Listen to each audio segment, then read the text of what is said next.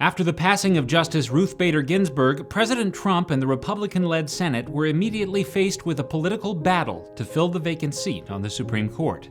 And with President Trump's nomination of Amy Coney Barrett, that battle is sure to intensify. After all, Barrett, a Catholic and mother of 7, is pro-life. Remember, in the lead-up to the last Supreme Court confirmation, Democrat senators pummeled nominee Brett Kavanaugh with allegations that he hated women, that he had a habit of getting blackout drunk, and even that he had once been the ringleader of a marauding rape gang. All of this backfired on Democrats when the accusations turned out to be baseless. But many argued that the whole purpose of the spectacle was to stop the confirmation of a justice that Democrats believed would threaten abortion. If so, Democrats will now see in Amy Coney Barrett the same threat they saw in Brett Kavanaugh. But with Barrett, their lines of attack are limited. They can't very well accuse her of hating women or of drunkenness and wild partying. So they may be tempted to attack her in another way, by confronting her over her Catholic faith, and particularly her convictions about abortion. But if Amy Coney Barrett's recent history is any indication, this line of attack could backfire on Democrats even more than the Kavanaugh hearings did.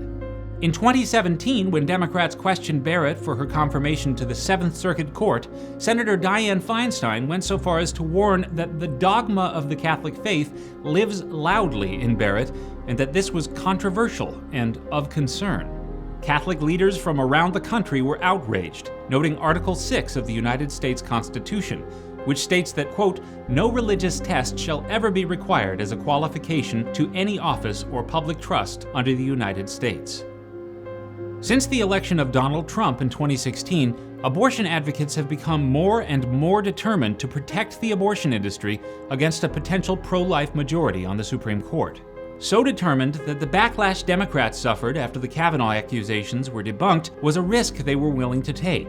And so determined that even the U.S. Constitution's rule against religious tests hasn't always stopped them when it comes to vetting pro-life Catholic judges like Amy Coney Barrett.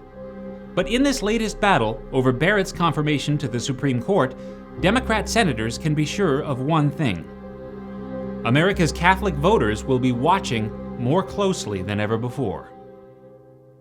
This has been an episode of CVTV. Subscribe to CVTV on YouTube, follow us on Facebook and Twitter, and sign up at catholicvote.org/loop.